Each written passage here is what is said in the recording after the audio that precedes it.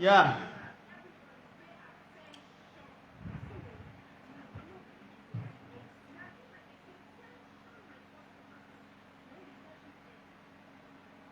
Kálẹ́ o. Ẹ káàsán. Gbogbo ibikíbi tí oore ọ̀fẹ́ bá wà láti gbọ́ mi. Èmi ò mọ táìmù tí a wà yìí. Àmọ́ mo fi táìmù yòówù tá a bá wà mo fi kí gbogbo wa. Mo kẹ́yìn al-ulama warasatul anbiya'i. Ìyá afá ọlọ́run tó hàn àtèyí tó pamọ́. Mo kí yín o. Mo ní assalamu alaikum wa rahmatullahi ta'ala wa barakatuhu. Mo kẹ́yìn pásítọ̀, bíṣọ̀pù, reverend nínú ìjọ àgùdà ìjọ mímọ́ kérúbù sẹ̀lẹ́. Mo kí gbogbo yín o. Pé àlàáfíà ọlọ́run kó bá wa pẹ̀lú gbogbo wa pátápátá. Mo kẹ́yìn ẹlẹ́sìn kan ẹ̀sìn kan ẹ̀yìn ẹlẹ́sìn kan àbáláyé. Ewé a máa jẹ́, egbò a máa jẹ́, ẹ̀ ní ṣe wéjá bẹ́ẹ̀ lẹ́ẹ̀ ní ṣe gbòwò àlùbáríkà àwọn tó lọ ń kólé ayé lọ́wọ́. Mo wá kí gbogbo ẹ̀yin àgbààgbà ńlẹ̀ káàárọ̀ òjìrè látòrí ọ̀nìrìṣà. Àrólé Oòduà àjẹgbẹ̀nì bí àtẹ àkún aláṣọ ọ̀la funfun gbò ọ̀jájá fìdí ọ̀tẹ̀ jalẹ̀. Ọba Babátúndé ẹni ìtàn Adéyẹyè Ògúnwùsì oníkábíyèsí o. Mo kí bàbá mi Olúbàdàn ilẹ̀ Ìbàdàn ọba Mahood Ìṣọ̀lá Ọlámilékan Balógun. Mo kí yín ẹ kú àsìkò yìí àkókò lè dáa lágbára lọ́wọ́ ọlọ́run ọba Allah ló wà pẹ̀lú gbogbo wa o. A ní dààmú iṣu ọmọ àjìnà fún kálukú. Wọ́n á kí bá mi Àdìsá ọmọ adé ẹmọ tó ráwọn gẹ́gẹ́ ni mo fẹ́ sọ̀rọ̀ nípa wọn lálẹ́ yìí. Mo dẹ̀ fẹ́ kí ẹni tó bá lórí ọ̀fẹ́ ẹ jọ̀ọ́ ẹ bá ń pè bá mi Àdìsá ọmọ adé ẹmọ pé ká jókòó ń gbọ́ ètò yìí. Àwọn kan wà tó ti ń béèrè tipẹ́ pé ìrìn àjò tí mo ti ẹ̀rìn gan báwo ló ṣe jẹ́. I'm ready to speak tonight. I want to speak tonight. Torí pé adúpẹ́ mo kí Sugar Boy, mo kí dáadáa, mo kí ọmọ ẹ̀ gan wípé ó kú akitiyan, ó kú kó lè dáa, ó kú ojoojúmọ́, Ọlọ́run á ṣàánú gbogbo wa. Tí o bá ń ṣe program, ẹni ètò tó bá ń ṣe láyé tí mọ̀ pé ìran mẹ́ta ni mo ń wò ọ́. Ìran abugijẹ́, ìran ọlọ́pọlọ àti ìran òwòye. Àwọn tí wọ́n jẹ́ philosopher, àwọn ni òwòye wípé ọ̀rọ̀ tó gbé kalẹ̀ yìí báwo ni ó ṣe fẹ́ lọ. Ọ̀pọ̀ èèyàn ò mọ bí ìrìn àjò olóyè Sunday Àdìsá ọmọ Adéyẹmọ àti èmi ṣe jẹ́. Ẹlòmíì tó mọ̀ Ìgbòho lánàá àbí ẹjẹ́ ni ó mọ̀ ní last year. Ẹni máa kí bàbá mi ni. The journey is more than 10 years. Let me put it that way. Màá dẹ̀ ṣàlàyé àwọn kankan tó ṣòkùn sí yín. Màá ṣàlàyé ẹ̀ lálẹ́. Ìyẹn fẹ́ni tó bá lọ́pọlọ tó dẹ̀ létí ọ̀rọ̀ láti gbọ́ nìkan ni mo fẹ́ bá sọ̀rọ̀. Ẹni tó bá lọ́pọlọ láti gbé làákàyè pẹ̀lú ọ̀rọ̀ tí mo fẹ́ sọ lálẹ́ yìí. Olóyè Sunday Igboho, ìyá mi Adérọ́pò Adéyẹmọ, ọmọ ayọ̀, the transformer herself. Mo dúpẹ́ ayé ọ̀rọ̀ ti wà báyìí láti sọ̀rọ̀ a sọ̀rọ̀ látijọ́ yìí a máa ti lè sọ̀rọ̀ báyìí kí ló dẹ̀ fẹ́ bí ọ̀rọ̀ yẹn ni pé ká má bàa dá lúrú pọ̀ mọ́ sàpàtì ká má bàa mix àwọn nǹkan pọ̀ mọ́ra wọn bó ní ìrìn àjò yìí ṣe jẹ́ gan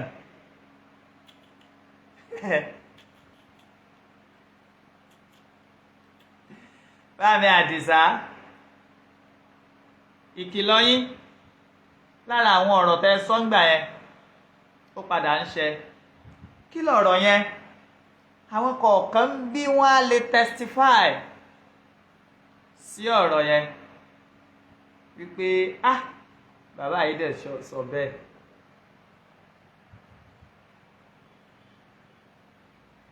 kì í ṣe pé age tí mo wà yìí kì í ṣe pé mo kú lórí dẹ̀ kì í ṣe pé mo yọ̀dẹ̀ mí dẹ̀ kì í ṣe ọmọ àgbékọ́rùn rodo kan tó bí yàn ní 1988 ṣe mọ̀ pé ọjọ́ ti lọ èèyàn ti lè dánú rò wọ́n ní a fool at 40 is a fool forever not a fool at 40 any longer if you are at the age of 20 and you cannot take decision on your own then you are fucking stupid and you remain a fool for life. Irú ẹ̀ làwọn ọ̀dẹ̀ kan tí wọ́n máa ń wò wá tán sì máa ń comment ọ̀dẹ̀ pọ̀ aláìnílàáká ẹ̀pọ̀ kàkà tán fi máa jókòó gbọ́n téèyàn fẹ́ sọ bọ̀ torí pé làákàyè wọn ti wà formatted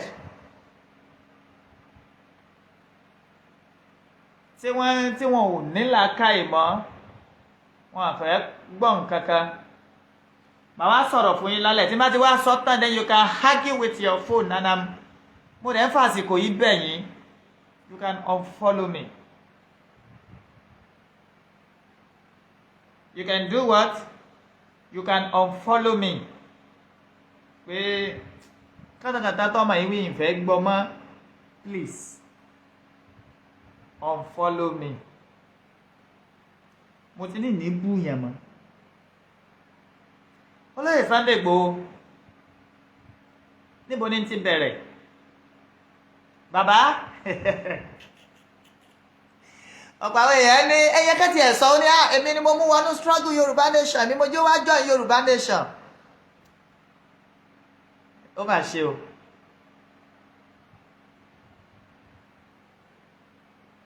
Yorùbá nation tí mo join torí Olóyè Sunday Igboho ni òjò ti ń pagún bọ̀ ó ti tójọ́ mẹ́ta kìí ṣe ní kìí ṣàná lóòótọ́ nígbà tí ìrìn àjò pé máa lọ́dọ̀ Aṣíwájú Bọ́lá Ahmed Tinubu tó bẹ̀rẹ̀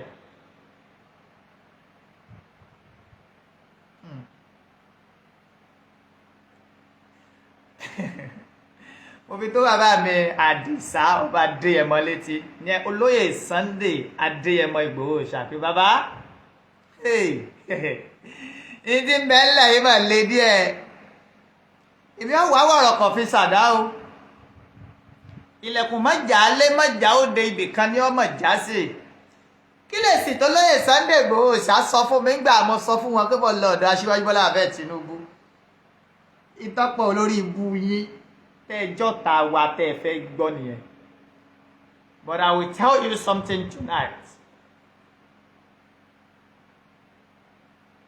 Sugar Boy ọmọ ẹ kọ́lọ́njọ́ lálùbáríkà gbà tí mo pé bámi Àdìsá lórí fóònù pé bámi iná ti jó lórí kókó mo fẹ́ lọ rèé darapọ̀ mọ́ ìpolongo ìbò Aṣíwájú Bọ́lá Ahmed Tinubu bàbá yìí ní wọ́n mọ̀ yìí má ṣe bẹ́ẹ̀ o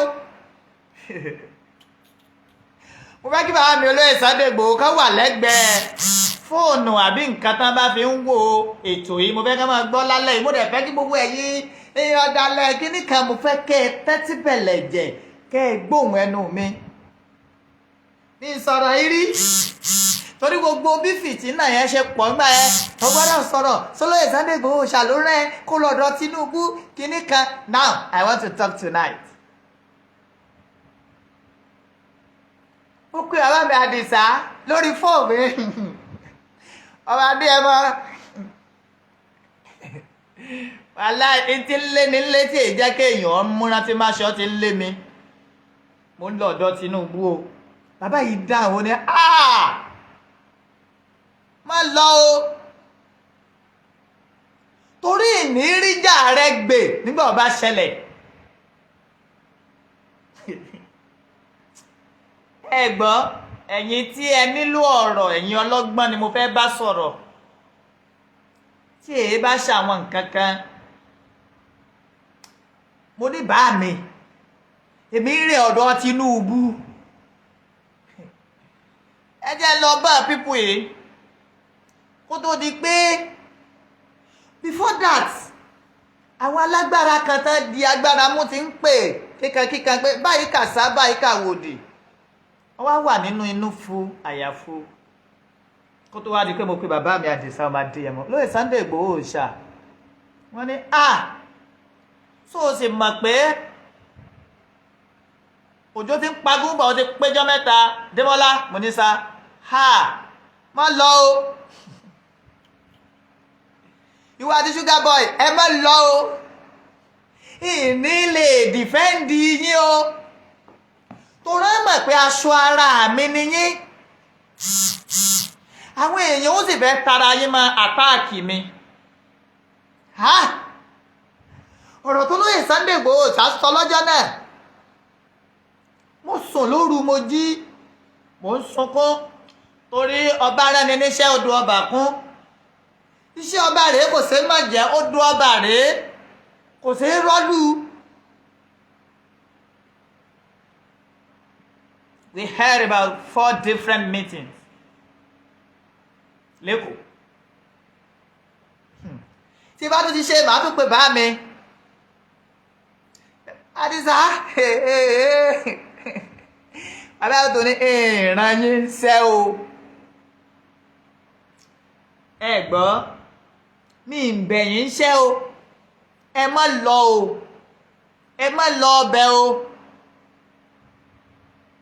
a ṣèpàdé àkọ́kọ́ a ṣèkejì a ṣèkẹta ó wá kọ̀ látà lọ tàti ní ká wá sí gbàgede èmi àti Sugar Boy bá mi Àdìsá pè wá lẹ́yọ kọ̀ọ̀kan wọ́n kọ́kọ́ pè mí wọ́n ní Démọ́lá ẹ fẹ́ lọ ọbẹ̀ náà má lọ o mo ní bá mi màá lọ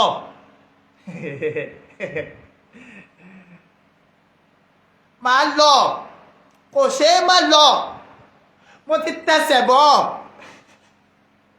wọ́n pe Sugar Boy náà ọmọ yẹn náà ní tí n bá ní lọ báyìí máa já ọ̀dàlẹ̀ lójú àwọn èèyàn. olóyè Sunday Igboho wá sọ̀rọ̀ kan wọ́n ní mo bẹ́yìn ọmọ yìí sọ̀rọ̀ títí tí ẹ gbọ́ ó dáa bẹ́ẹ̀ bá wá lọ ẹ má dákọ̀ mi lọ́hùn o ìran yín ń ṣẹ́ o ìran yín kẹ́ ẹ lọ bẹ́ o ẹ má dá orúkọ mi apakítímọ́lẹ̀ àlọ́ ọ̀rọ̀ tí bàbá yẹn sọ ń jọ́ kìíní àná pé ìní lè dìfẹ́ǹdì yín nígbà tí àtáàkì bá dé àtáàkì dé lójú méjèèjì àtáàkì ṣe kíni ó dé lójú méjèèjì a máa dúpẹ́ pé wọ́n dàgbọ́ lóye Sunday Igboho lọ́tún lósì àwọn ìyá mo dúpẹ́ onítìrí oníkálukú bá ṣàfẹ́ mọ ìdí abájọ pé bóun ló ṣe jẹ́ sólóyè Sunday Igboho lóníkàmọ́ yìí ọ̀lọ́ àmọ́ èmi mo fọ̀rọ̀ síkùn bí àgbà mi sọ̀rọ̀ kódà n sọ fún èèyàn pé mo sọ fún lóyè Sunday Igboho bàbá yìí ṣèkìlọ̀ fún mi n ò sọ fún èèyàn àmọ́ mo mọ̀ pé ọ̀rọ̀ yóò padà lẹ́yìn bí òkú ìyá jọjọ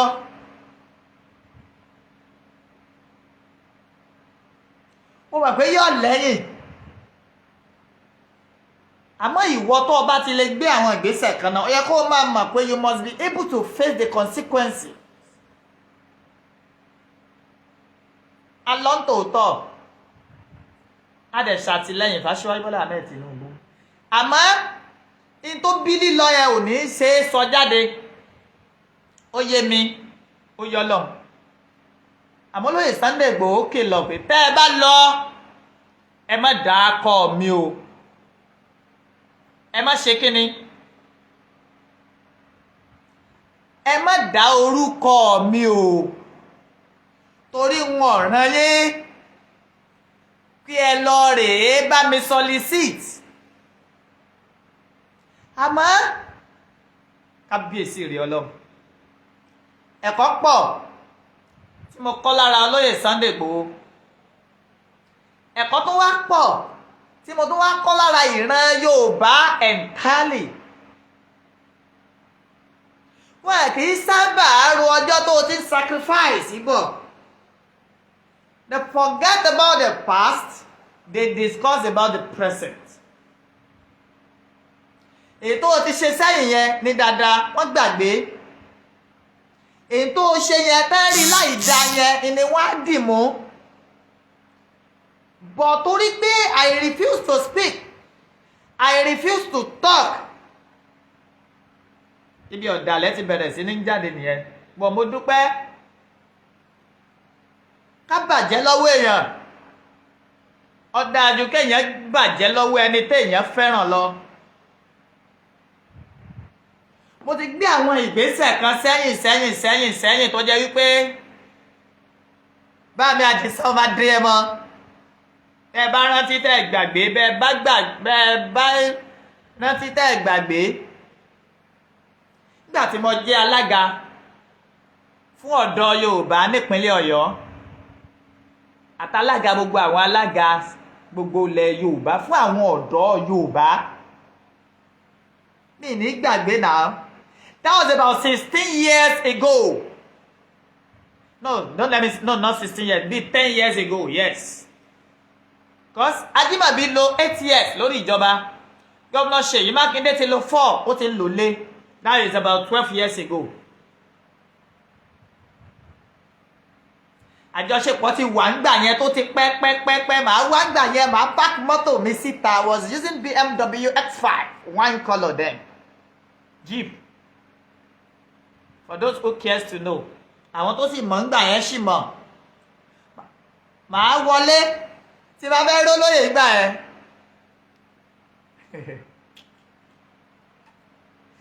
àti junction ní ti mọ̀ gbà mí mo ti fẹ́ dẹnu ọ̀nà lé o. Because security was very tight. Àmọ́ àdúpẹ́ níjọ́ tí wọ́n máa gbé adé fún mi tí wọ́n máa búra fún mi gẹ́gẹ́ bí alága ọ̀dọ́ Yorùbá nípínlẹ̀ Ọ̀yọ́ àtàlága gbogbo àwọn alága ní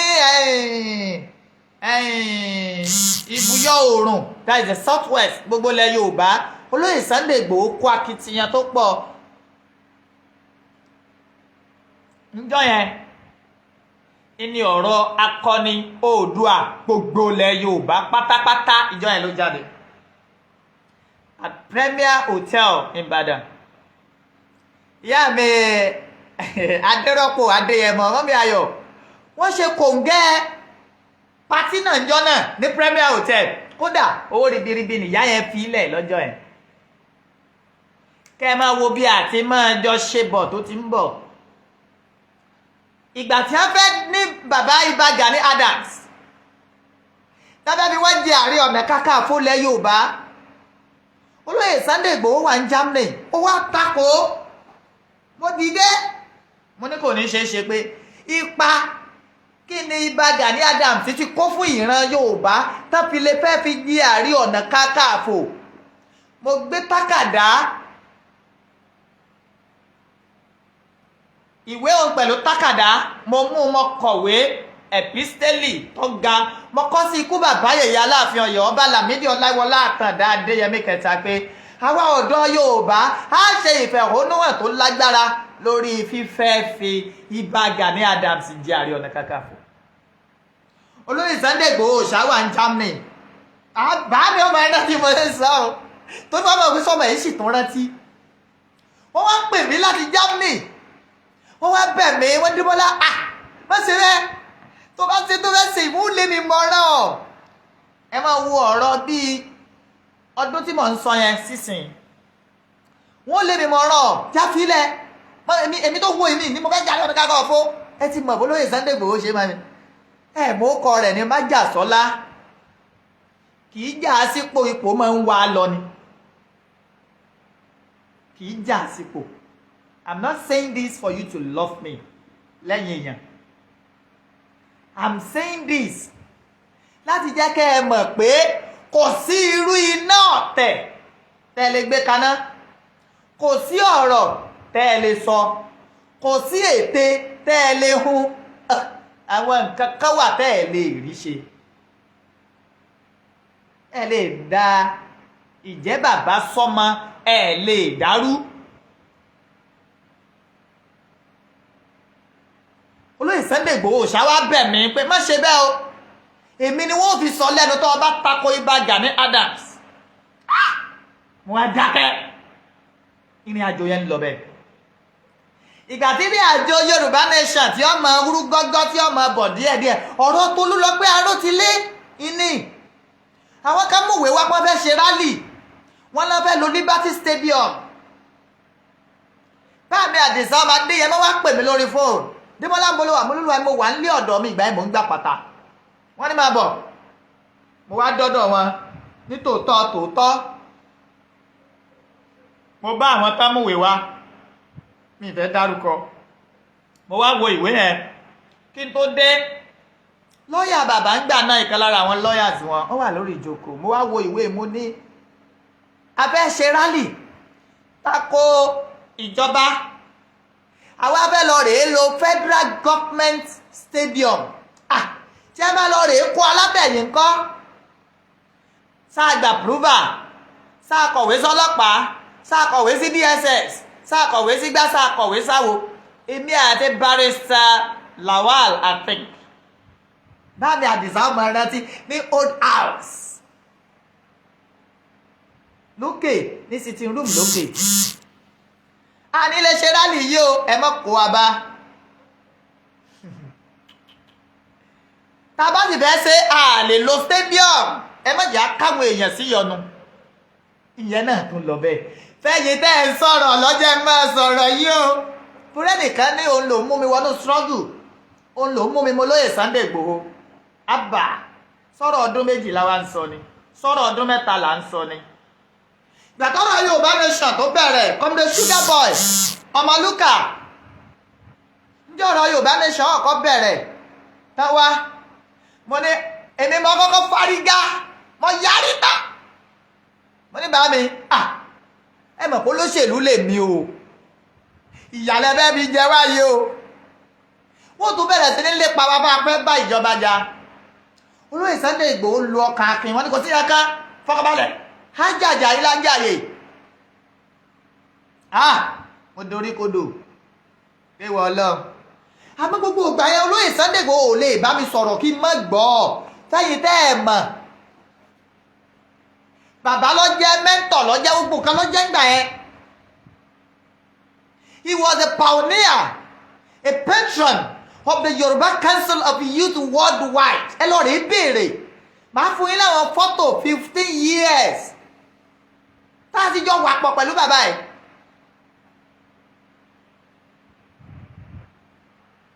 ọmọ ayọ̀ ọ̀yá dámì ẹ̀ ní sunkún ọmọ gbogbo yín wáyọ́ta àti gbogbo ọmọ tẹ́ ẹ bí ẹ̀ ní fojú sunkún kankan Àdìsá ọba dé ẹmọ ó sọmọ olókùú bẹ́ẹ̀ ni àní símọ́ ìyá ẹ̀ ikọ̀ láti gbọ́ ìkìlọ̀ tó ṣe ń jọ́ kìíní àná ń gbà mú ni mo fẹ́ lọ ló bí gbogbo ọ̀rọ̀ tó ń sọ but I kept mute ẹ̀yin gá máa ń wò pé kí ló dé tọmọ yìí dákẹ́ tí ò sọ̀rọ̀ ìfẹ́ ni Ọlọ́run tó ní mí ó mọ̀ bí mo ṣe fẹ́ràn olóyè Sunday Igboho tó I'm not a media person then èmi máa ń kọ́ ni ń èé sọ̀rọ̀ a bẹ̀rẹ̀ foundation olóyè Sunday Igboho that is Sunday Adéyẹmọ foundation tá a bẹ̀rẹ̀ sí ní ràn àwọn èèyàn lọ́wọ́ kó tó di pé akónú struggle ní rẹpẹtẹ ní ràbájì gan àti ní rẹgẹdẹ fín. Alhamdulillahi rabbil alamin. Mi dẹ̀ ní regret kan pé mo tẹ̀lé Igboho, mi ní regret kan pé mo bá a ṣe ń tó ṣe. Ló fi jẹ́ pé ń gbà míì tó o bá wo bí àwọn èèyàn ṣe ń gún ẹni kẹ́sẹ́ ó sì wà wù sẹ́ni tó o fẹ́ràn tó fẹ́ràn ẹ padà.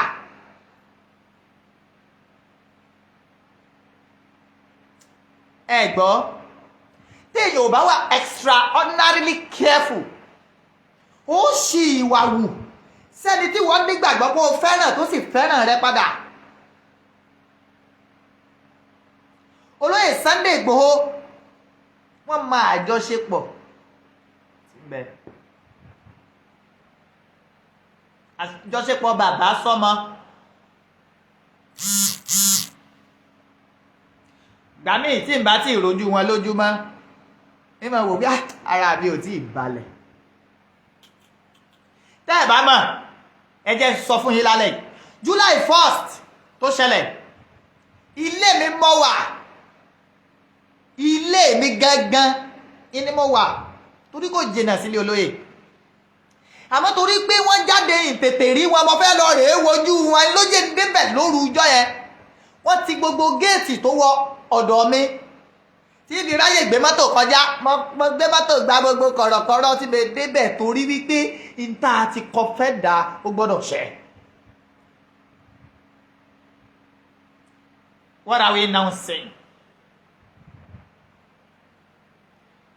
Ìyẹn kan ló fún mi lámọ̀ràn pé tá a bá sì ń sọ̀rọ̀ lórí ọ̀rọ̀ agitation yìí a dẹ̀ ní Ìṣọ̀kan Ọmọ Oòduà TV a bẹ̀rẹ̀ sí ní rọ̀ ní. Ìyá tó kọ́kọ́ ra kámẹ́rà fún mi London ìyá yẹn ká pè mí ní pé ìwọ ọmọ ẹ̀mọ́ láìkí bó ṣe ń sọ̀rọ̀. Ìyá yẹn dẹ̀ ra kámẹ́rà àti headlight fún mi. Bá mi ẹ bá ń ṣàdúrà fún Yayo. Ìyá yẹn ra nǹkan báyìí ra nǹkan báyìí ra nǹkan báyìí bí jọ́nì yẹn ṣe bẹ̀rẹ̀ nìyẹn. Ìjọ́ tí mo sun ẹkún kíkorò ní ọjọ́ tí mọ́mí Ayọ̀ ṣubú ní Kòtónú. Ìbànújẹ́ górí ọmọ mi pé onílé ọlọ́nà ọ̀kadà wà lẹ̀ mọ́lẹ̀ tá a dé Kútọ́nú tí mo bá olóyè Sunday Igboho ní condition tí ò wù mí. Aláàjì Rájí Kazeem Àṣekúnlówó ẹ̀míà àwọn òun lè pamọ́ra wọn bú sẹ́kún. Èmi ni mo wá sọ fún kánú àwọn ọlọ́pàá Benin Republic ìjọ yẹn pé ìyẹn gbọ́ èèbó díẹ̀díẹ̀ mo ní this man is a big man. Mo wá ń fi fọ́tò ilé gbogbo ẹ̀ hàn ìjọ yẹn ló ọgá wa ó wá tá òdà sọ́lọ́ pé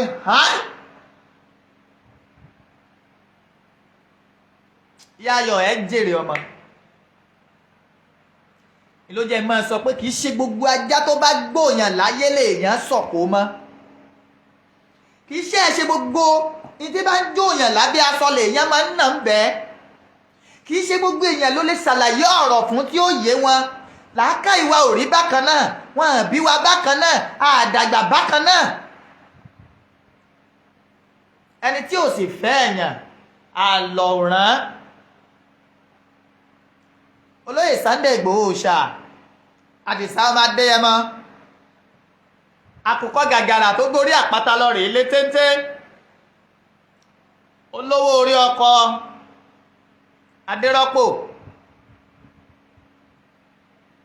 ọkọ Tóyọ̀sí bàbá Michael bàbá Yọ̀mídé bàbá Ronaldo bàbá Àṣàbí Ṣàdọ́là ó náà ń kí ó kí ara rẹ̀ lọ́mọ aládìkún inú mi wá ń dádùn pé yes.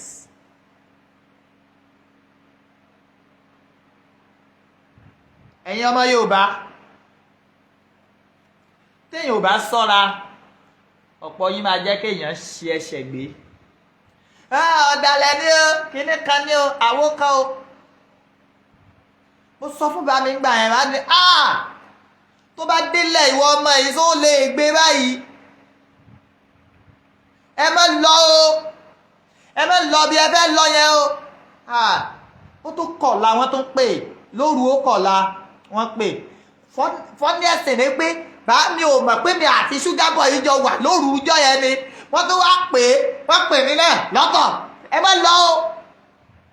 Sugar Boy náà sọ bàbá mi tí n bá lọ ọmọ dalẹ̀ ni ó dalẹ̀ àwọn èèyàn ni wọ́n ti ń retí wa ó sì dá mi lójú pé bámi Àdìsá ọba Adéyẹmọ náà mọ àwọn èèyàn kàrin tán jẹ́ alágbára nínú ìlú táwa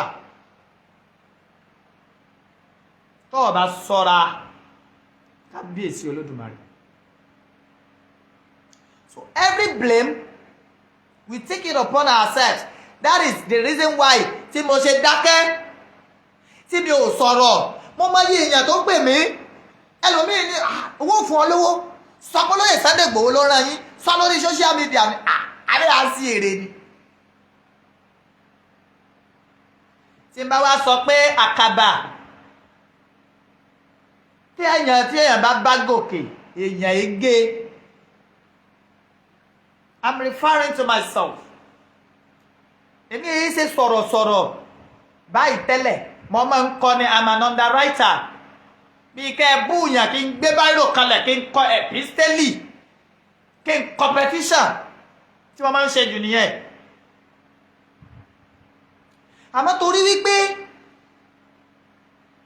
struggle tí mo darapọ̀ mọ́ lóyè láti máa jọ ṣe lèmi náà fi á di sọ̀rọ̀sọ̀rọ̀ pọ́nbélé tẹ́lẹ̀tẹ́lẹ̀ bí kí n lórí rédíò káàkiri ilẹ̀ Ìbàdàn kí ni máa ṣe interview ká máa béèrè lọ́wọ́ mi ń pa ọ̀rọ̀ òṣèlú bó o ní nǹkan ṣe ń lọ lèmi máa ń ṣe jù. So tí n bá wá sọ pé mo dolókìkí káàkiri àgbáláyé lẹ́ni Olóyè Sunday Igboho ni.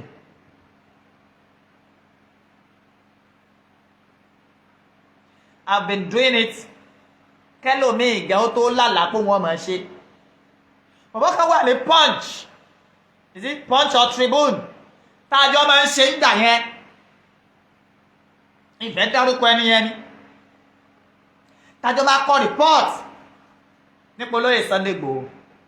Ibi gbogbo ìgbà tá ń kọ́ ń gbà yẹn gan kó tó di pé struggle báyìí a ní ọ̀tẹ̀ wà tọ́ọ̀gì lẹ́ ń tẹ̀lé o kíní kan lẹ́ ń tẹ̀lé o oríṣiríṣi. Àmọ́ máa ń gẹ fìlà máa wo bẹ̀ ibi à ń lọ lákọ̀rí sí ẹ wá dá lóhùn ibi tẹ́ ẹ fẹ́ gbọ́ láti jọ yìí mo ti rò pé mo ti sọ díẹ̀ mbẹ́. So for anybody to say wípé ìfẹ́ Olóyè Sunday Igboho ọ̀parọ́ ni o. I must tell you this then sọ fún ọ t'Olóyè Sunday Igboho bá fẹsẹ̀ kan inú ilé rẹ̀ láàárọ̀ ọ̀la mi ẹ ṣe first 10 tí ọkọ̀ wọlé o first 5 tí ọkọ̀ dénú ilé yẹn kí wá là ń bá kiri.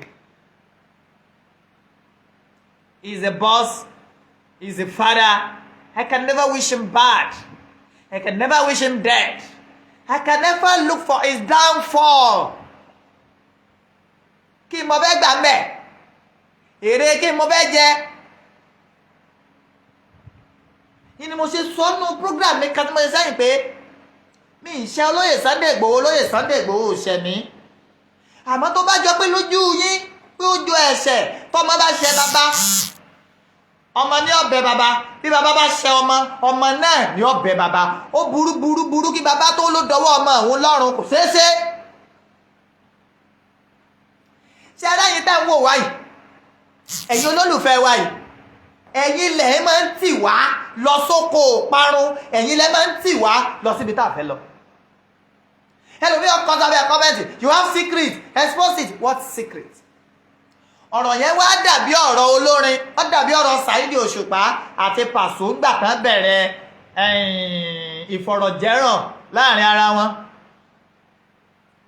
Pàṣọ ò ní wo show àwọn tó bá wo ni wọ́n sọ fún Òṣùpá bú ẹ Saheed náà ní wò táwọn wọn bú ẹ wọ́n wá bẹ̀rẹ̀ ní ìsìnkọ́ wọ́n ti gbogbo nǹkan ti jẹ́ rodò ti lọ wọ́n ti bára wọn ṣe àṣepọ̀ tó dáa. Báàmì Àdìsá máa dé ẹ mọ́ lọ́jọ́ tí mo lọ sí United Nations headquarter l'Abuja tí mo kó gbogbo fọ́tò wọ́n ṣe balẹ̀ jẹ́ lọ. I went by road. The second time I went by flight. Ǹjẹ́ abọ́ta wa polongo ẹ̀ fún yàn? What was I looking for then? Mo ń wá pé bó o lẹni tí mo fẹ́ràn tí mo claim pé mo nífẹ̀ẹ́ ṣe máa wà ní àhámọ́. Ǹjẹ́ mo pe bàbá mi nǹkan báyìí wọ́n ní tó o tún fẹ́ ṣe nǹkan báyìí máa ṣe nǹkan mo gbéra. That is Igboho for you. If you claim you know him, you don't know him. You claim you know him, you don't know him. Báwo èèyàn ṣe máa ń kú mi tó nígbà yẹn máa tó jókòó máa ní àwọn èèyàn wọ́n lè bú wa wọ́n lẹ́tọ̀ọ́ àti bú wa. Èèyàn kan ní òun contribute owó kíní kan àwọ̀ kan ẹ má bínú bó ṣe gbà ní. Èèyàn tí ń sáré nú ẹ̀gún bí ọ̀bá lé nǹkan yìí kan lé ẹ̀ tó ń sáré nínú ẹ̀gún tí ọ̀bá lé nǹkan lé. Gbogbo sacrifice téèyàn máa ń ṣe nínú struggle ni mo ṣe. Àwọn tí ń pariwo pé àwọn làwọn mú àwọn nínú struggle kẹ́ bí ẹ́ léèrè kí wọ́n ṣe. Kí ni dàda wọn dà? Mo dúpẹ́ fọlọ́. Àkànbí Mr. Wisdom, thanks so much for always being there. Lady K, mo dúpẹ́ o. Màá tún pé Lady K lóru ìmọ̀ sunkún pé Lady K wá gbà mí nǹkan báyìí yóò ní sáàmì sùúrù. Ìwọ ọmọ sáàmì sùúrù. Màá tún pé Wisdom, Àkànbí bọ́dà sẹ́ni para mi báyìí yóò ní sáàmì sùúrù ẹ bá kìlọ̀ fún ọ. To your greatest surprise, ìgbà tí gbogbo ọ̀rọ̀ yìí ṣẹlẹ̀ mo pe Wisdom mo lẹ́ bọ̀dá ẹjẹ́ wa náà ẹjẹ́ àjọ lọ. Àfẹ́bọ̀dá tì mí síwájú ni wọ́n wá yọ ṣọ́ọ̀kì nígbà mo padà pè wọ́n lọ́jọ́ tá a fẹ́ lọ rèé ṣèpàdé pa a fẹ́ lọ rèé darapọ̀ bọ̀dá kọ̀ kò gbé kọlù. Àsáwọn ti gbọ́ kìlọ̀ àmọ́ táwọn ń rò kọ́ lèmi ń rò. Ìyí tí ń ṣe wọ́n kọ́ ló ń ṣe mí. Oníkálukú ìdí ṣe wọ́n sọ̀tọ̀ọ̀tọ̀.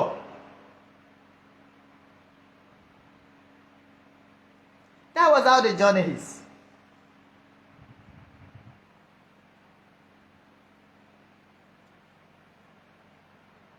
Ìwọ tó bá wá sọ pọ́ta olóyè Sunday Igboho ni mí. Tó bá sọ pé ọ̀dàlẹ̀ olóyè Sunday Igboho ni mí. Kété tá a ti ìlú Àbújá dé I spent more than 2 months nínú ilé olóyè nígbà táwọn èèyàn kọ̀ náà fẹ́ fún bẹ̀. Ilé ọ̀gá wa ò gbọ́dọ̀ dáhóró. You were there. Ìbẹ̀ dárúkọ àwọn tájọ wà ń bẹ̀. Aláìláti Kazeem Aṣekúlówó ẹ̀mí àwọn wà ń bẹ̀. Bọ̀ adúpẹ́. Tí bálá adúpẹ́. Gbogbo ẹ̀yin tí gbọ́rọ̀ mi dọlẹ́rù ẹ jọ̀ọ́ ẹ ti dá ayé bà kọ̀. Tó bá yẹ pé lóòótọ́ ọ̀dàlẹ̀ ní ní ẹjẹ́ tí ibi ní ó bí mí. Tó bá yẹ pé lóòótọ́ ìfẹ́ràn olóyè Sunday Igboho ẹjẹ́ tí ń bí ìyàn kó bí mí náà. Èmi èsì yé sọ pé kọ́lọ́hún ó dá oníkálukú kó ṣèdájọ́ fún oníkálukú gẹ́gẹ́ bí ìwà rẹ̀ gẹ́gẹ́ bí ìṣe rẹ̀. Nǹkan tí ò tó wáyé yìí ni pé olóyè Sunday Igboho ò ṣe é sọ kò ṣe lè bàyàn jẹ́ fọlóyè Sunday Igboho ó kó bára ẹ yẹ kàdà sàn omíyalé débọ́lá lágbájá ló ń bú mi yọ sọ kò ṣe é ṣàbòsí fún. Most of you doesn't study him to that extent. Ẹ kàn mọ́ lórí afẹ́fẹ́ pẹ́ ẹ mọ́ láàrin ọdún méjì bàbá mi o bàbá mi o bàbá mi o.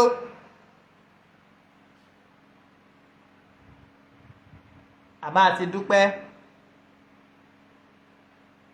is a father. Ìyá Ayọ̀mídé fẹ́ràn mi bí ọmọ fẹ́ràn mi gan. Wọ́n bí Ayọ̀ wọ́n fẹ́ràn mi gan ni o tí è ṣe kékeré bí fẹ́ràn gan. tí ìbá ti jẹ wá omíyalé ò ti jẹun ẹ lọ gbóúnjẹ fún omíyalé wọ́n jẹun. bá wà nílé báyìí wọ́n á sá ní jáde ní ṣá wọ́n bá wà ráàdì. the same thing gbà tá a wà ń Kotonu tí nǹkan gbóná yẹrẹyẹrẹ ẹ̀pọ̀ àwọn tí ń pa bẹ́ẹ̀ lómi ìbá lọ Kútọ́nù hòtẹ́ẹ̀lì ilẹ̀ ń dé sí tẹ̀ ńlá tẹ̀ ń jayé sí tẹ̀ ń bó bí ń ṣe ṣùkúṣùkú. àní mọ́mí ayọ̀ ṣubú mo ti gbàgbé orúkọ àdúgbò yẹn bóyá escafe àbí nǹkan àwọn tó lè rántí máa rántí. olóyè Sunday Igboho Àdìsá máa dé ẹ mọ́ bọ́ bá ń bú ẹ mọ́ wo bẹ̀. ẹ dẹ̀ sa ipá yín láti rí i pé ìfẹ́ ò jọba. You preach love and unity. I want you to continue preaching that. I want you to always, because we emulate most of these things. Tẹ́ máa ń sọ̀rọ̀ ń pa ẹ̀. Like me, I emulate it. Ẹni pé kéèyàn dákẹ́ ńgbà míì fọ́rọ̀. Mo dákẹ́ o, ẹ̀yin gẹ́gẹ́ mọ̀ kí mo dákẹ́.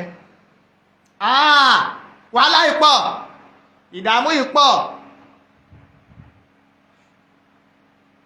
95% àwọn tó wà ní diaspora wọn bá mi sọ̀rọ̀ mọ́. 95%.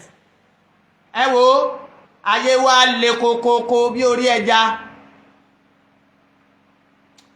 tí n bá láyé le gan wa le kokoko bí orí ẹja gbà ẹ. bọ̀ mo wá ń láyọ̀ ọkàn pé at least tí gbogbo yín bá tiẹ̀ wá kọ̀ mí olóyè Sunday Igboho bá ti kọ̀ mí abùsébùsè. torí ẹsẹ̀ ìgbẹ́wọ́n mi ayọ̀ máa wálé ojú àti mọ̀ tìmí àti lọ bá wọn. àníwọ̀ lọ kí mo fẹ́ sọ wájú ìyá ẹ̀ ó mà ṣe o. I appreciate everyone. I love you and I will continue to love you till eternity. bàtà àwọn kan pè mí níjẹta láti má bínú ìgbà kan àwọn kan kò séyàn náà tó ṣẹ̀ mí nobody. èmi ni mo rọ̀ yọ́ mo tọ̀ yọ́ bọ̀ èmi mọ ọmọ tó ṣe mí tí mo fi lọ bí mo lọ tí mo fi ṣàtìlẹ́yìn tó gbangban f'Aṣíwájú Bọ́lá Ahmed Tinubu kìí ṣe ìka tèmi nìkan tí mo bá tẹ̀ báyìí kìí ṣe lágbé Tinubu wọlé náà kìí ṣe bí mo lọ bàbá yọ wọlé bí mi ò lọ yọ wọlé kí wá ní. ẹlòmíì ni ọlọ́jẹjà l'Abuja ni wẹ́ẹ́. I went to Abuja to catch fun and I never regretted it. I went to Abuja to catch fun. lẹ́yìn ìgbà tí mo kúrò láhàámọ́ l'Abuja mo padà lọ sí Abuja ní United Nations office lẹ́ẹ̀mejì.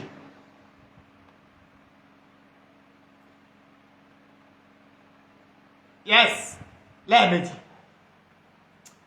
Àbí Àdìsá wo ó yọ lọ. Lady K màá rọ̀ yín máa bẹ̀ yín ẹ ti da yín bàkọ̀ ẹ já gbàgbé tó ti lọ.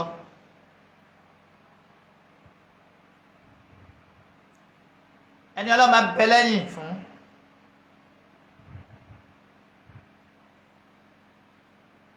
Tọ́lọ́run bá fi ṣe ẹ̀ṣọ́ báyé ń gbógun bọ́ tà ń dìtẹ̀ wọ́n máa ṣe lásán. Ọlọ́run á máa kó yọ nínú àdánwò Ọlọ́run á máa kóró ẹni bẹ́ẹ̀ yọ nínú ìṣòro. ẹ ṣe jẹ́ àgbà Bọ́lá ti fẹ́. orí kan tí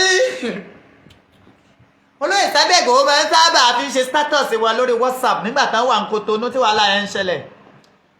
ìní gbàgbé la máa gbọ́ bàbá ikú ìrètí ṣì ń bẹ ìrètí mi mọ́jú ọjà àsòfò kábíyèsí rẹ̀ ọlọ́. ẹ wo a ti dúpẹ́ ayé ọpẹ́ ti yọ èmi ní ẹ̀yìn rèé. The word ọ̀dàlẹ̀ ó bá ńlá mo gbà á pẹ̀lú ìfẹ́ olóyè Sunday Igboho.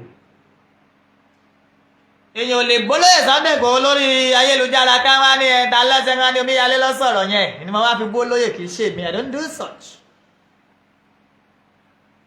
bí mo ṣe bá wọn tí mo bá ṣe tó kò síjà láàrin olóyè Sunday Igboho àti MC Olúọmọ fẹ́ntì ọ̀bá mọ̀. ìgbà tí ọ̀rọ̀ MC tún dé mo tún sọ fún bàbá mi mọ̀ ń lọ ọ̀dọ̀ MC o wọ́n ní ìwọ ọmọ èèyàn sábà ó ṣe ń ṣe báyìí ó ṣe ń ṣe báyìí wọ́n tún sọ ọ́ lẹ́nu wọ́n sọ ọ́ lẹ́nu kó náà sọ ọ́ létè.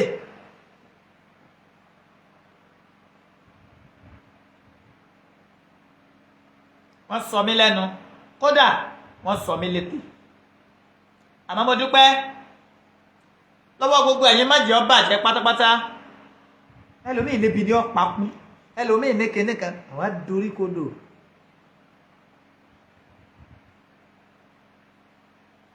ọjọ́ kan bá mi sẹ́ndì owó sí mi olóyè Sunday Igboho wọ́n sẹ́ndì owó sí mi rámi onímọ̀ ṣe mo ti ṣe o àmọ́ àdúpẹ́ o nǹkan lé bàbá yìí sẹ́ndì owó náà.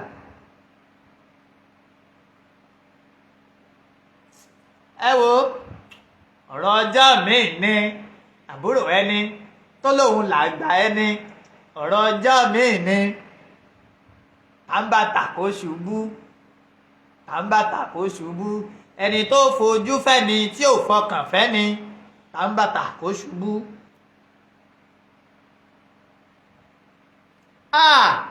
ojú rí náà ẹ̀yin tẹ́ ń wò wá yìí gan ẹ tó fún òyìn lápá tẹ́ńṣọ̀n ẹ wo Mohbad ní tí Mohbad face kó tó di pókú èmi fèsì jù bẹ́ẹ̀ lọ kí ló máa rí inú kó jí láàárọ̀ kùtùkùtù kó bá ìpè rẹpẹtẹ wọ́n fọmọ ẹ ṣépè kó fìyàwó ṣépè. They reported my YouTube channel wọ́n èsì dì sí.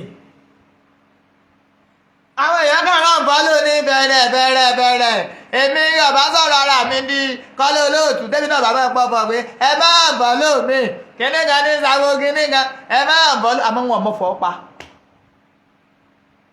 ságbàtà mu.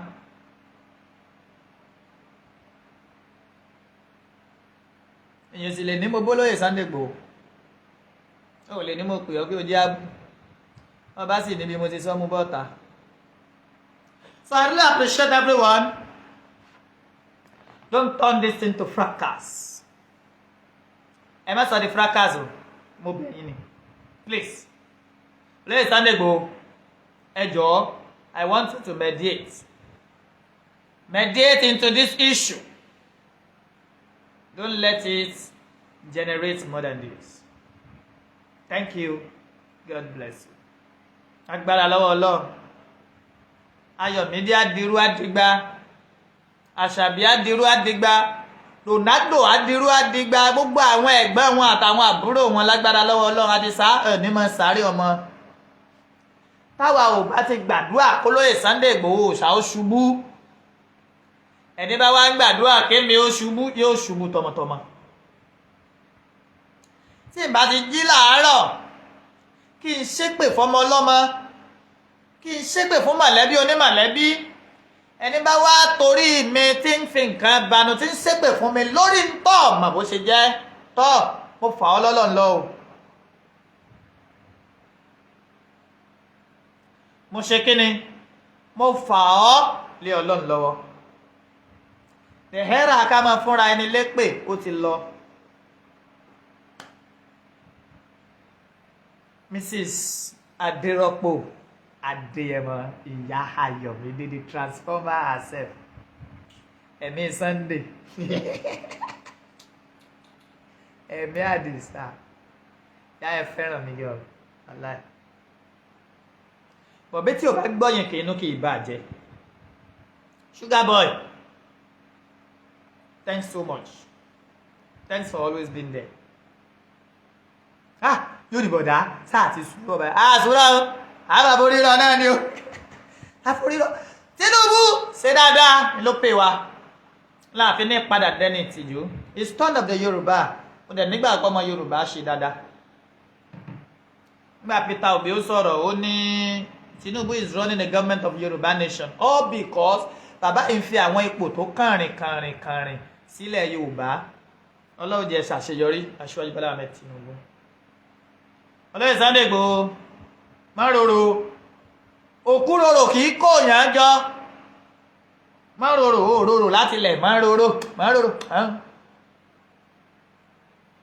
Ọlọ́run fọ̀run kẹ́yà subhana rabbika rabbil izzati amma yasifuna wassalamu alal mursalin walhamdulillahi rabbil alamin. Ìbẹ́ mọ̀ sí ààrẹ mọ́ ẹ bá ṣe ààrẹ. Go and watch me on YouTube. Ẹ jẹ́ kí YouTube mi dìde padà. Ẹ sáti lọ́dàlẹ̀ ní á. Ẹ jẹ́ kí YouTube mi dìde padà. Go and follow me on YouTube. Omiyale Media TV. Go and follow me on YouTube. Thank you. God bless you. Good night. Gbogbo ẹ̀yin ìyá mi bàbá mi ní diaspora. Mr. Mojoyinọlá. Ìyá mi Cadbury Motúnráyọ̀ Tatúniná bàbá mi Adéyẹmí Tatúniná gbogbo yín pátápátá tẹ́ẹ̀kọ̀ tẹ́ẹ̀ pé a mọ́ àtẹ̀yìn tó sì ń pè wá adúpẹ́ o. Thank you so much. God bless you. I really appreciate you all and I'll continue to appreciate you. Love you so much. Wọ́n ní rùkú wọlé yín bẹ́ẹ̀ wọ́n ní rùkú bọ́ta lágbára lọ́wọ́ Ọlọ́run.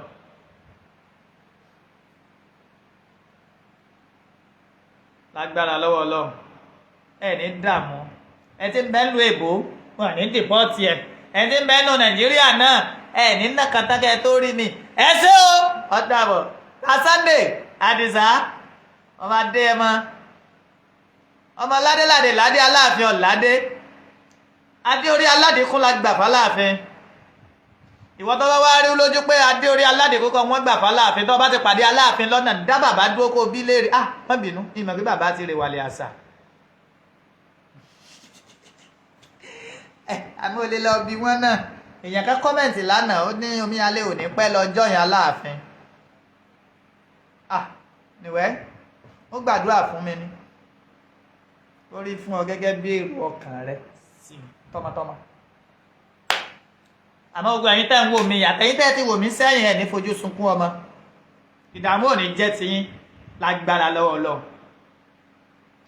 Olóyè Sunday Igboho, love you so much.